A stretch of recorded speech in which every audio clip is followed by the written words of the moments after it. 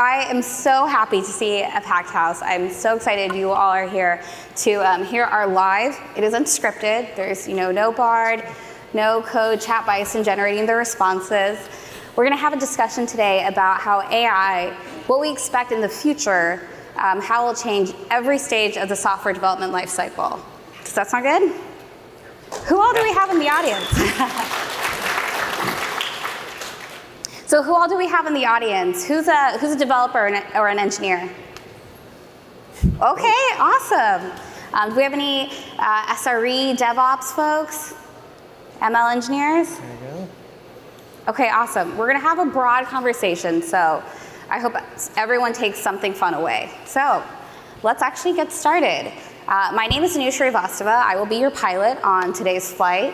I'm going to let all of these folks introduce themselves, starting with Michele. Then I'll say my background, and then we'll get started with the questions. So introduce yourself, but also add something fun. What was the first software development tool that you really had to know, or what's your favorite? All right, let's do this. Hi, everyone. I'm Michele Catasta. I lead the AI team at Replit. And the first developer tool I ever used in my life is a basic REPL. So I think it's fate for me to be working at Replit. For everyone, REPL is a read, eval, print loop. And I think I was a very small kid back in the days. Adam Jones, work at GE Appliances, leading the cloud engineering IoT teams there. First tool that I would really like to use was the very first version of Visual Studio. Nice. Way back, I'm dating myself, but yeah, what's up? Hi, my name is Erwan. I'm one of the director of program management at Google around Vertex. And I'll skip the tool question, because if I talk about basic programming, I'm telling you too much about my age. So I just said that I relate to this because it reminds me of a big transformation in one of the startups I was leading a few years ago when we moved from on-prem waterfall into cloud, agile, with some containers, and had Fortune 500 customers trusting us to do that. So I'm very excited about this conversation this afternoon. Great. Awesome. So I'm Richard. I do product management and developer relations. And first tool, I'm a political science major, so I have no business working at Google, I guess. But I was also doing some webmaster stuff in college when we were using FileMaker Pro as a back end. So that was the first thing I had some fun with in the 90s. Oh, nice. I am going to date myself. Thank you. My name is Srivastava. So I am one of the leads for our Applied AI Advocacy team here at Google. I've actually been at Google for almost 10 years. The first half of my career, I was actually a software engineer on our famous, maybe infamous, developer experience tool stack. So back then we just couldn't have predicted the opportunities that we have now with these generative models. So I'm really excited to kick this off. So y'all ready? Let's do it. Okay, great. Okay, let's go over actually, to set the context, this is a software development lifecycle.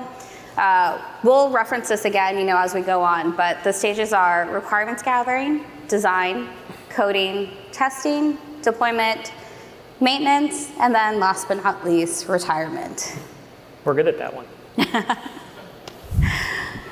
So let's actually warm up. So this is our warm-up question. So what do you see the impact of AI assistance and tooling powered by AI? Where do you see the biggest impacts in the short term? And then follow up, what do you aspire to see in the long term?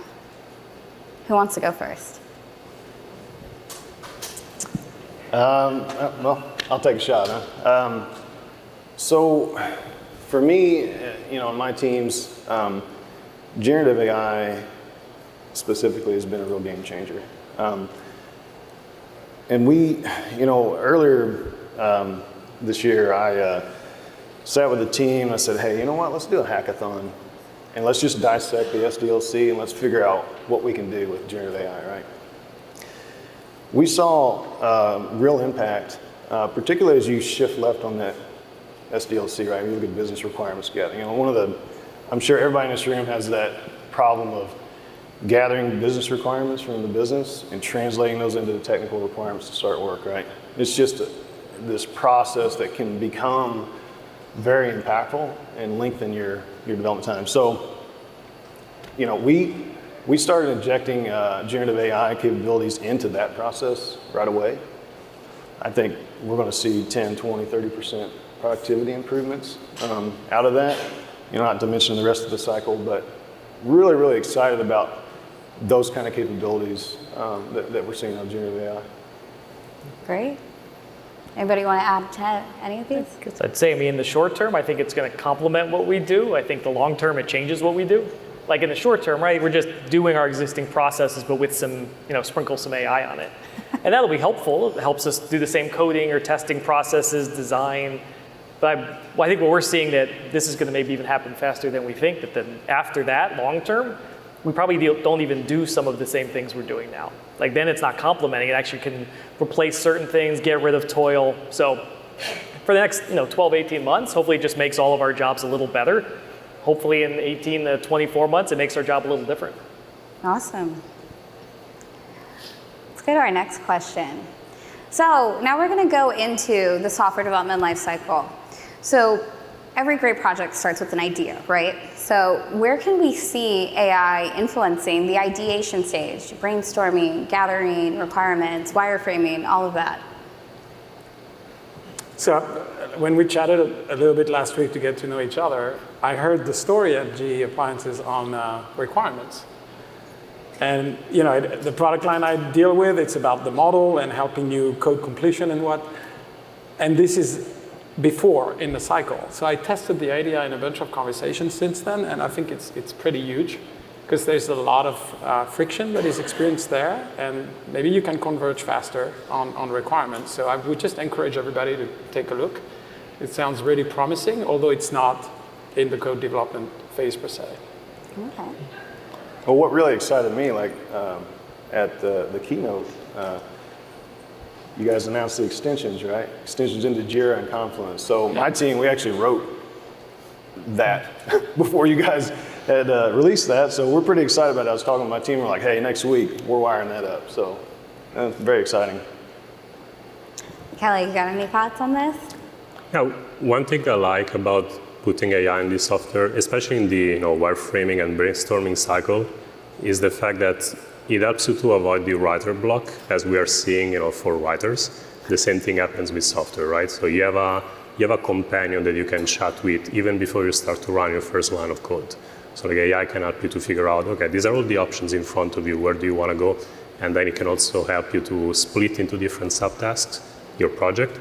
I've seen people using it in that way. I found it fascinating. I think I'm too opinionated as a developer, and I love to see younger people having a conversation with an LLM to figure out exactly what they should be doing. So I expect this to happen more and more often in the future.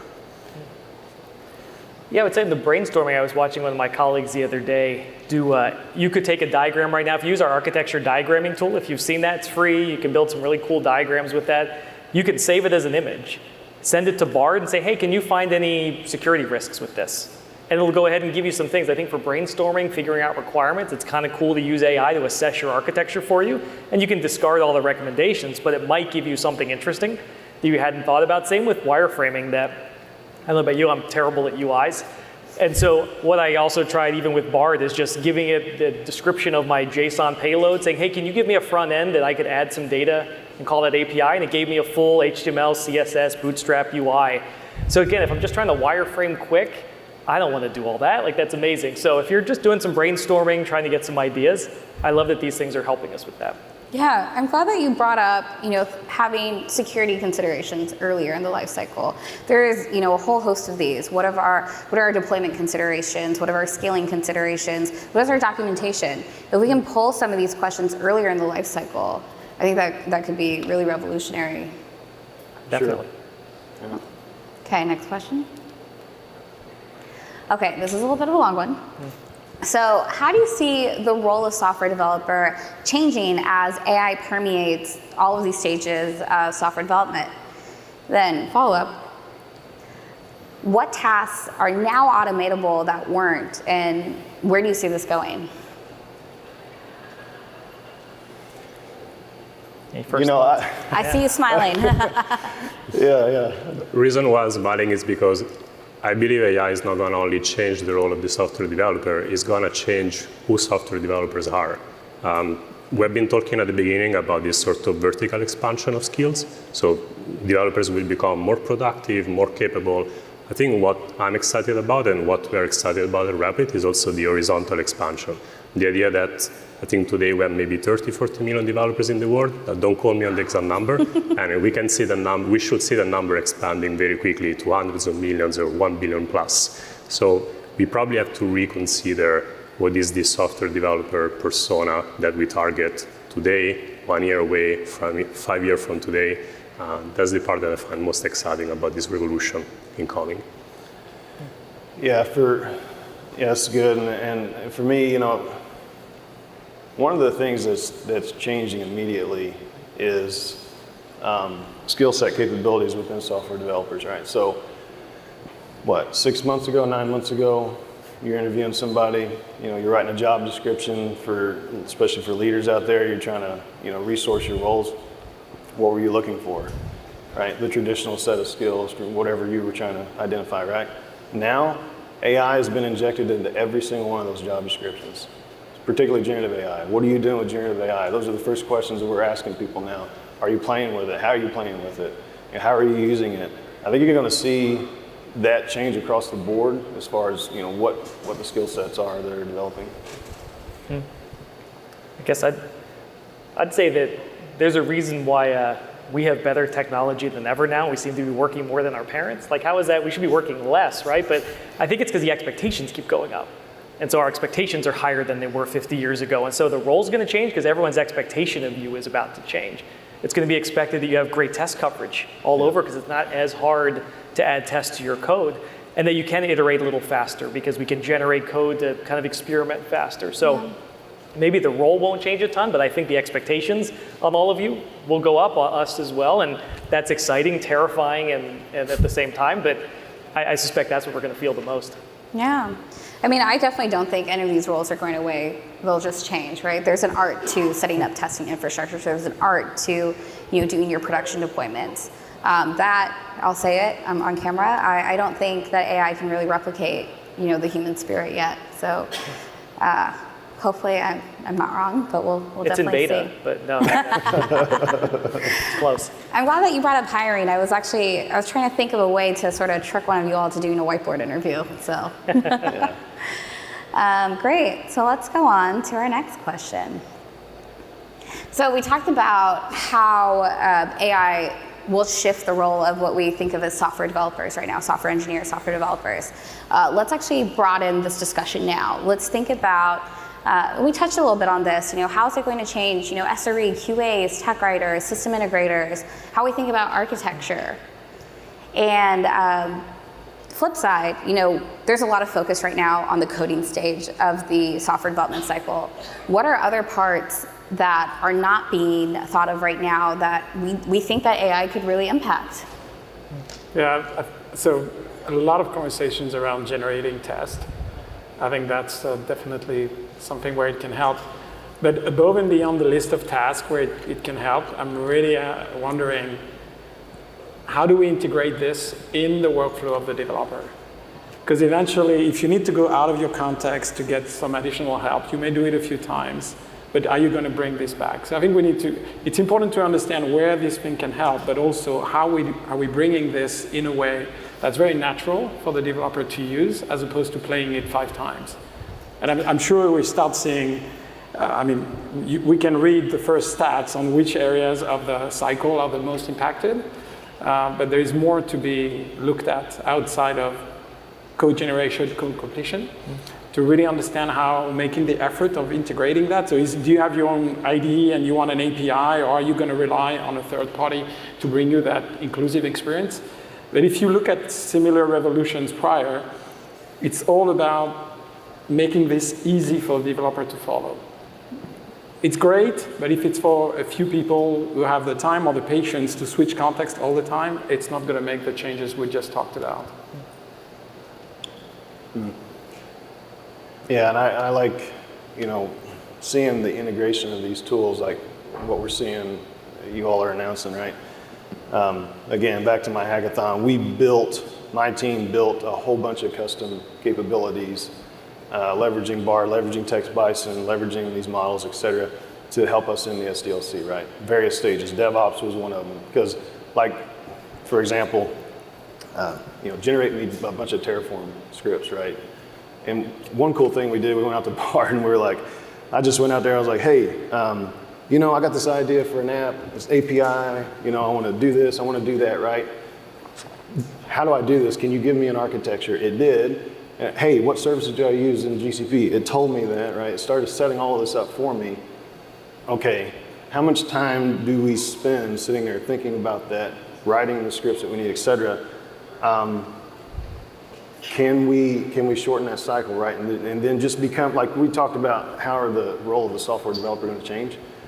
How much time are you going to not spend thinking about that thing anymore and just looking at what was outputted and vetting it and saying go? How much faster can we get delivery to market? How many of y'all have ever been frustrated with how many times you have to switch context just to get something done? So everyone else is a liar. All right, got it. I have a controversial take to add. I think one area that is going to be disrupted by AI, and we're not discussing it too much, is the no-code experience. It's controversial for the following reason. I think we always associate no-code to actually not writing a single line of code, but the difference there is usually those platforms offer like a very rigid experience on how you develop software, and that was, I think, our entry point to bring development to people that are not experts. And I think AI is going to lower the barrier of entry so much that a lot of people will feel more courageous to try to use platform where you actually write some code, or at least you see the AI generating it and you try to make sense of it. I've seen this in person during hackathons. I think it's one of the best experience that you can have as an AI software developer to figure out how people use our tools. Like in the case of Replit, we do this on a regular basis because we want to see how our users, what's their impact on the platform. And I've seen a lot of people who, say, 1 year ago would be using a no-code platform, where now they're more daring because they know that there is an AI handholding them during the software development process. So no-code has a space in the world, absolutely. But I think this expansion of having more users writing software will happen also because it's less scary if you use an AI. Yeah. I mean, I'd say for each of these, if you don't see how generative AI may impact it, you're maybe not thinking hard enough. Like all of these feel like they've got some impact. If I'm a tester, I don't think I ever need to hand generate test data again. I can go to these tools and generate 10,000 rows of something and immediately have test data if I'd like to. An architect, as we talked about earlier, could generate and test different architectures and poke at them. Even simulation, something that we're working on of how do you simulate certain scenarios and try to play that out. That's going to be awesome. I don't think you're writing base docs the same way anymore because we can generate basic documentation. We need then the smarter, kind of more complicated docs, the integration scenario docs. So I think a lot of the toil, the goal is the toil goes away, the things we don't really like doing. So for any of those roles, you could be a business analyst, you could be a tester, an architect. I don't see how this is not trying to strip away the toil. Yeah. All right. My favorite use case for LLMs right now is actually to not only generate test data, but to string escape, so I can then put it in a CSV. Data prep. That's really where I've saved the most time. I always like to say that the goal of these tools, they're not to replace you. They're to accelerate what you're doing so you can get to the more magic states quicker. Yeah. Okay, so as thought leaders up here on stage, what are your largest concerns looking forward, and what would you recommend to people as they're evaluating these tools and where to go with this technology? Manage your relationship to hype. Yeah, lower expectations. I mean, so it's better to over-deliver than under. If you're expecting a 50% productivity improvement tomorrow, you will be sadly disappointed. That's not how this works. Do not ignore the marketing, please. Even ours. All the banking services we all use all rely on some mainframe somewhere. And the mainframe industry has been through waves and waves of modernization aspirations. And modernizations have happened, and refactoring has happened, but never magically. And so we're going to go through that cycle again with Gen AI. And of course, the ultimate destination is to refactor code with AI. I mean, that's an awesome destination. And I know we will aspire to that. It's a big dream. It's great. Let's see what we can do. But as you pace yourself into that journey, just take some baby steps first and collect some benefits and learn. I mean, there's a ton of change management associated to this that is not about the potential of the technology, but just getting mind share in your organization so that people adopt it and so on. So change management and temper the hype. It's a very Erwan answer. Anyone else want to add on? Yeah, I think for me, my bigger concern is quality of the output. So yeah, these tools are great, and we're doing a lot with it at GE Appliances, within my team, within product development, with everything. But as probably everybody in this room knows, if you've messed with LLMs at all, no matter what architecture you put in place, RAG pattern, any of that, you're going to get hallucinations. And my concern is, you know, as you say, you know, hey, there's going to be a lot of new people coming in, so we're going to be more courageous, right? And that's great. I totally agree with you. I kind of wonder, though, what's going to happen with vetting the outputs, right? There's going to have to be humans in place still, obviously, that's really looking at this output. You know, did it really give me a right architecture? You know, did it really give me the right code, or did it write a forever while loop and then I didn't catch it, right? Something like that. I mean, you know, I am concerned about that. The other thing, especially me being in an enterprise level, you know, I'm having a lot of conversations with security and governance organization, with, you know, privacy, PII. We deal with a lot of PII, and we're very, very concerned and very serious about protecting that data and protecting user input as they use AI products that we're developing and tools, et cetera. Even within our SDLC and within my team, I'm very concerned about what we're doing with our data and where it's landing. I'm very happy with Google's position, to be honest with you. I'm glad you guys make it very, very clear that that data is staying within the tenant. It's not going out. It's not being, you know, trained in the public model, et cetera. It's very, very important for us, but that is a concern. Yeah.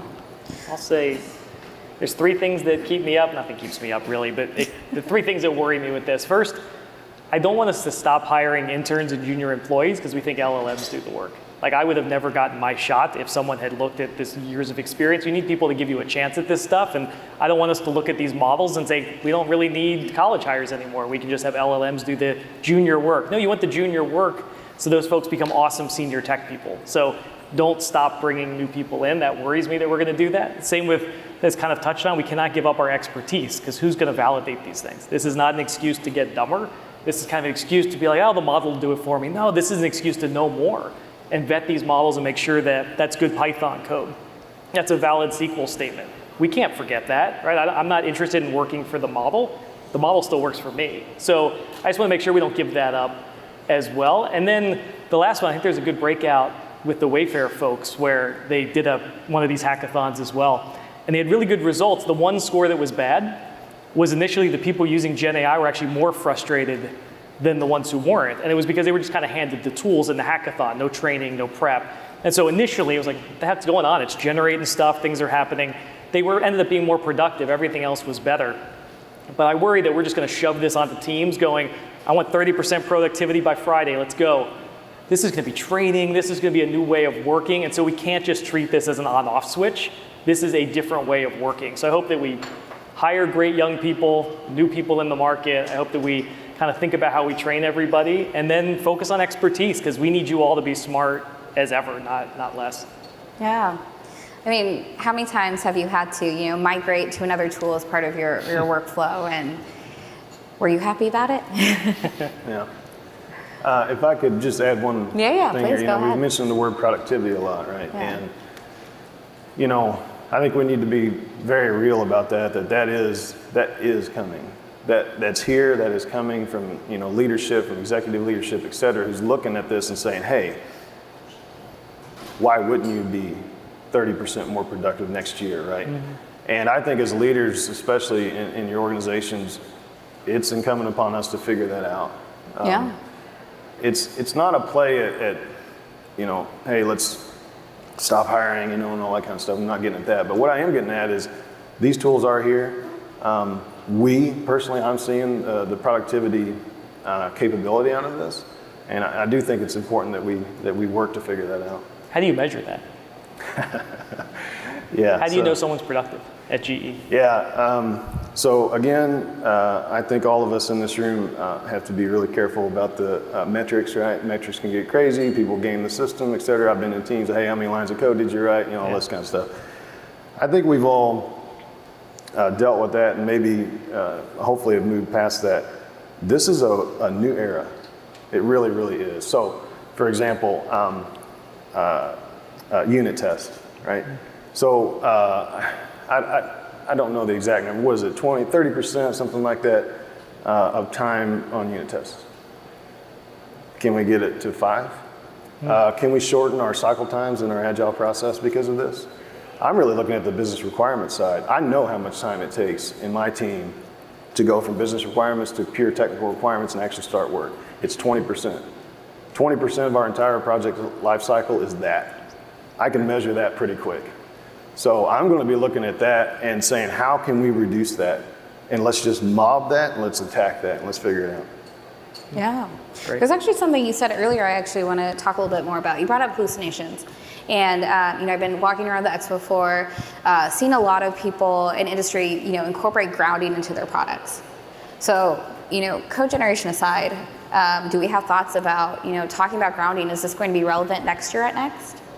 What do you think? Well, step one, I think there is a great opportunity to tune those models with what you consider a good code base. I mean, shameless plug, I think we have a session tomorrow morning about how you can use the Cody model to start doing that type of thing.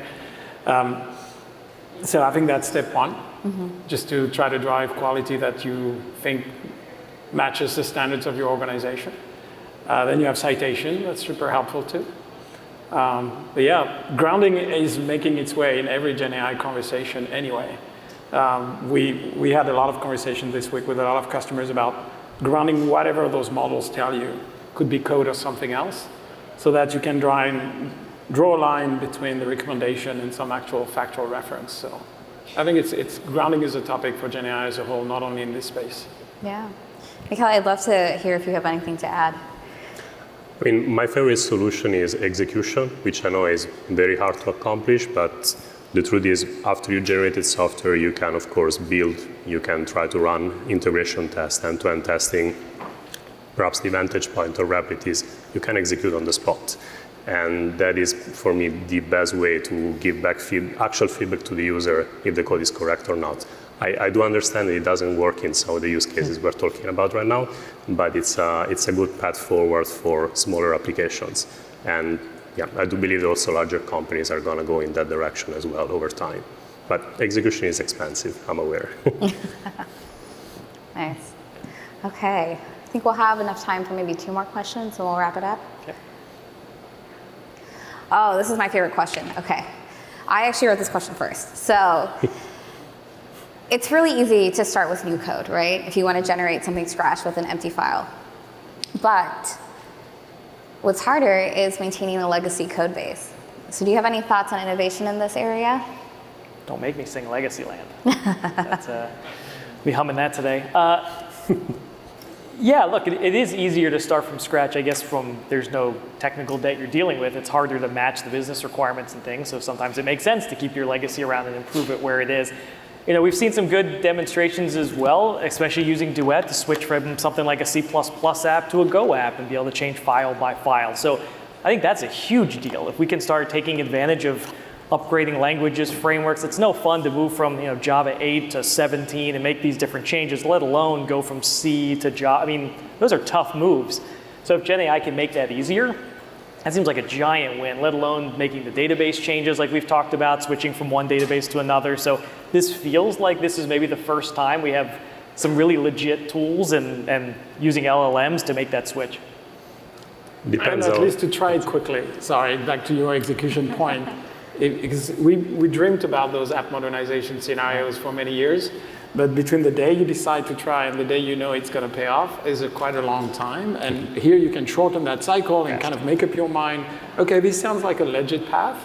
So I think app modernization will be revisited thanks to all of this. Sorry. No, not at all. That's great. The only thing I wanted to add is it depends on how legacy is legacy, in the sense that if we have to go back all the way to COBOL and Fortran and we want to port that to something modern, there is literally not enough code out there to make an LLM as powerful as we need. And by the way, migrations in general are far from being an easy problem, but we have to be cognizant of the fact that real legacy is going to take a lot of elbow grease.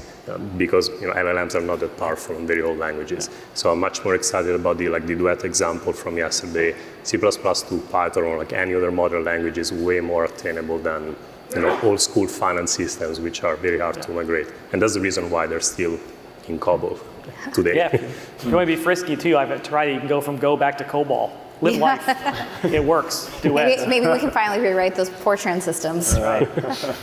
The longest project I was on at Google was actually a 3-year rewrite from Python to Go. And we're at the source and it can still take a long time. Yeah. Yeah. Okay.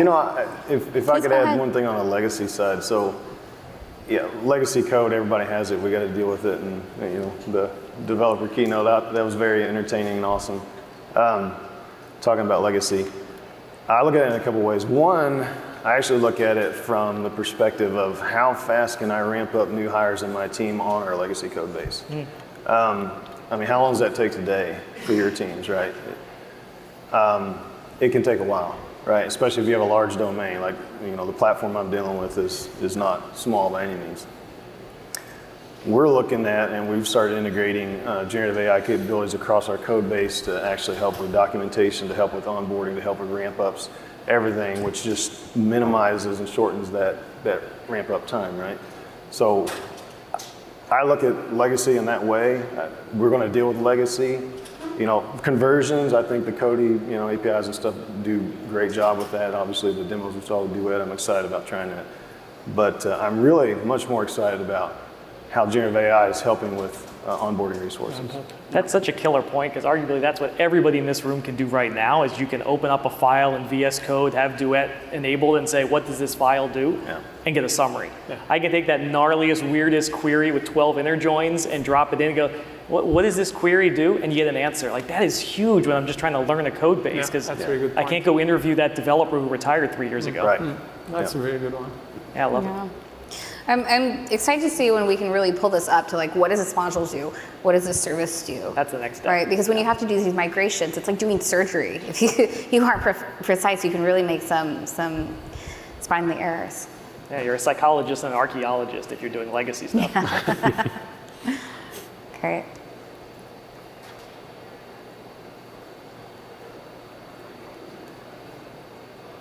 Okay. Really? This is my surprise question. I still haven't exited Vim on my laptop. I don't know how to get out. Yeah.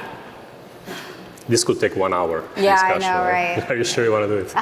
Next one, tabs or spaces? What do you have? Tabs or spaces, yeah, let's start it right up here.